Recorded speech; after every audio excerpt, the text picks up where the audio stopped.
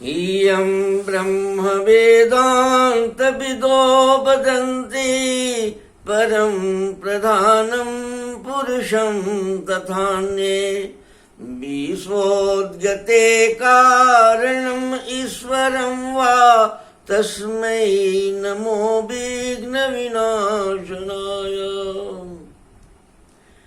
हे गणपति देवता, आप ब्रह्मांड के निर्माण में विवेक के तौर पर पूरे ब्रह्मांड के निर्माण की कॉन्शसनेस को, समझदारी को जानते हैं। पूरे ब्रह्मांड को वेद ने आत्म तत्व कहा। आत्म तत्व का से में कि उनके बाद आपको विवेक के रूप में स्थापित किया। 36 तत्वों में आप एक तत्व के रूप में स्थापित हुए और आपके देख रेख में ही सारा ब्रह्मांड की व्यवस्था रचना चल रही है, होती रही है। आप की कृपा की आवश्यकता मनुष्य को है। मनुष्य जब जन्म लेता है तो वह जन्मजात वाणी, समझबूझ, संवेदना उसे प्रकट करने की क्षमता लेकर आता है। आज इस पर बाकी सब बात वह आरोपित अर्जित करता है। बाकी सब उसी के आधार पे चार तत्व, चार समझदारी के अभाव, चार के अभाव, चार के से अर्जित करता है, सभ्य होता है। इसी चार के प्रयोग से, चार के व्यवस्था से उसने वेद बनाया, शब्द बनाया, अक्षर बनाया, अक्षर का रूप दिया और उस जगत में सभ्य हुआ, सारा कुछ हुआ। आपने सृष्टि के आदिकाल, सभ्यता के आदिकाल में आपने उसे बहुत प्रेरणा दी। एक अद्भुत भारतीय सभ्य समाज की आपने रचना दिया। मनुष्य के शरीर में देवता यानी ईश्वर का तत्व है और ईश्वर के तत्व को सहयोग काम, क्रोध, लोभ, मोह, मद, मत्सर देता है। इसकी सेवा से लेकर और सृष्टि का विस्तार का जो ये क्रिया चल रही है, आपके माध्यम से चल रहा है, उसमें थोड़ा काम, क्रोध, लोभ, मोह, मद, मत्सर के अधीन पूरा लोगों का जीवन हो गया है, जिसके चलते अब उनकी पूरी की पूरी सोच स्वास्थ्य की रक्षा, रोग से मुक्त होने का जो प्रकृति है, नेचुरल प्राकृतिक जो रोग रक्षणी पावर है, वो खत्म होते चला जा रहा है। इसलिए आप थोड़ा सा प्रेरणा दें। आपसे निवेदन है कि आप थोड़ा सा प्रेरणा दें, थोड़ा सा इसमें मदद करें कि जिसमें मनुष्य स्वस्थ होने के लिए प्रयास तो करे। आज का हालत ये है कि वह किसी तरह से कंट्रोल अगर रहता है तो क्या समझता है कि हम स्वस्थ हो गए। क्योर पर कार्य नहीं कर रहा है मनुष्य, मानिए, और क्योर कंट्रोल को ही क्योर मानता है। मैं श्याम बिहारी तिवारी आयुर्वेद वेद का उपासक हूँ। आपके सामने आयुर्वेद का जो संदेश है देकर मैं आता हूँ। आयुर्वेद के ज्ञान के आधार पर चले बिना किसी भी हालत में, किसी भी तरीके से कुछ भी कर लिया जाए, कोई विज्ञान आगे बना लिया जाए, कितनों बड़ी से बड़ी विज्ञान सामने आ जाए, लेकिन अनुभूत ज्ञान के सामने उसका कोई बहुत वैल्यू नहीं है।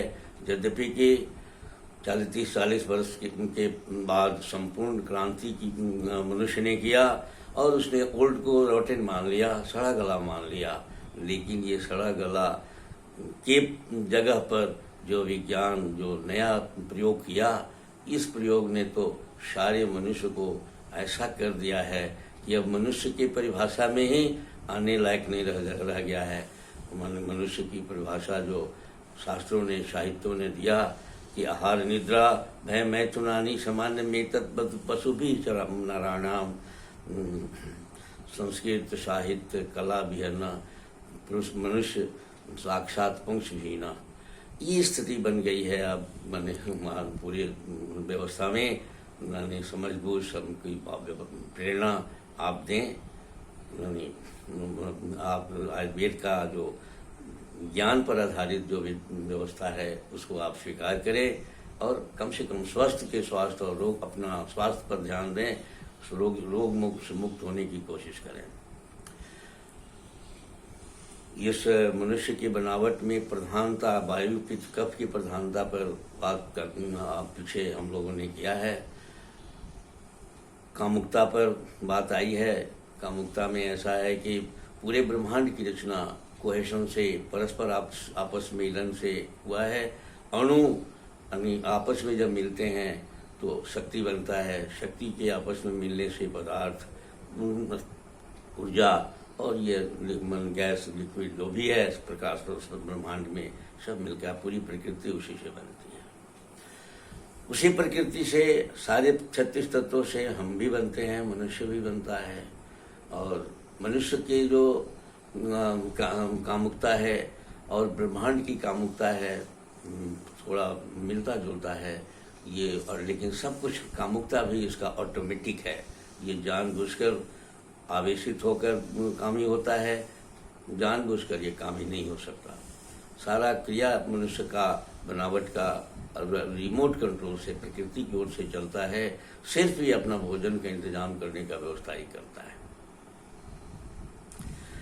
आज हम मनुष्य जितने लोग हैं, एक एलर्जी शब्द का इस्तेमाल होता है और एलर्जी में 60 से 80%, 90% आदमी मेंटल फिजिकल सब एलर्जी में चला गया है।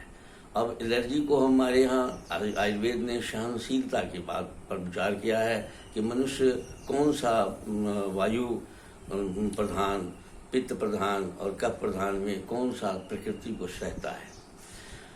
वायु प्रधान लोग प्रकृति के में जो ठंडा है उसको नहीं सहते हैं, उससे डरते हैं और वायु से वो सूखने का उनको डर रहता है। तो इसलिए माने बात प्रधान लोग प्रकृति में ज़्यादा एलर्जी को प्राप्त कर लेते हैं। प्रकृति से की सहनशीलता, प्रकृति से हमारा प्रकृति को हम सह नहीं पाते हैं, हमारा शरीर सहने लायक जब नहीं रहता है तो एलर्जी की बात आ जाती है। माने प्रकृति के विपरीत हमारा जो कुछ भी लक्षण मिलता है वो एलर्जी आधुनिक विज्ञान कहता है। पित्त जो वाले लोग भी एलर्जी से ग्रसित होते हैं। इनमें भी इन्फेक्शन, इनमें भी एलर्जी होता है लेकिन कम होता है, क्योंकि पित्त प्रधान ये अग्नि है। अग्नि होने के कारण पित्त प्रधान लोगों में एलर्जी ये सहनशीलता रहती है। ये लेकिन आग से डरते हैं, सूरज और अग्नि इनको नहीं चाहिए। कफ वाले भी जो है वो नमी वाले मौसम में डरते हैं, उससे डरते हैं। श्लेष्मा, कफ इत्यादि की बीमारियां उनको होती है। पानी और बरसात और नमी वाला और ठंडा समय में उनको परेशानी होती है।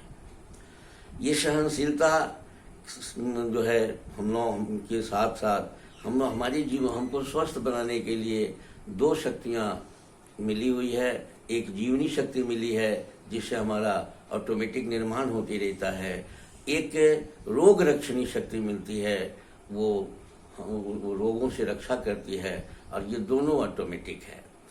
रोग रक्षणी शक्ति के मामलों में हमारा वायु जो है वो कम माने रोग उसमें बहुत जल्दी रोग रक्षणी शक्ति कमजोर हो जाता है। ये दर्द, गठिया आम बात, स्नायु रोगों से बड़ी जल्दी पीड़ित होता है। अब मन की बीमारियों से ये बहुत ज़्यादा ग्रसित हो जाता है। वायु प्रधान लोग, पित्त प्रधान लोग जो भी बीमार होते हैं, उनमें सूजन की बीमारियां ज़्यादा होती है, सड़ने गलने की बीमारियां ज़्यादा होती है। उनको बुखार की प्रवृत्ति, उनके बीमार में जरूर थोड़ा बहुत रहता है, सूजन जलन उनमें जरूर रहता है, वायु में के प्रधान उनको दर्द और पित्त प्रधान वाले को जलन प्रत्येक रोग में अवश्य मिलता है।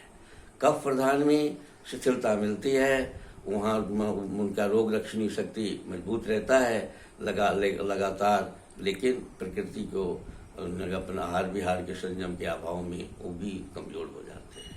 इस तरह से हमारी सहन शक्ति, रोग रक्षणी शक्ति, आज के समय में हमारा खान पान रहन सहन बिगड़ गया है, तो रोग रक्षणी शक्ति के बिगड़ जाने से आज पूरा देश जो है भय की मुद्रा में है, भयभीत है और कहीं का नहीं है।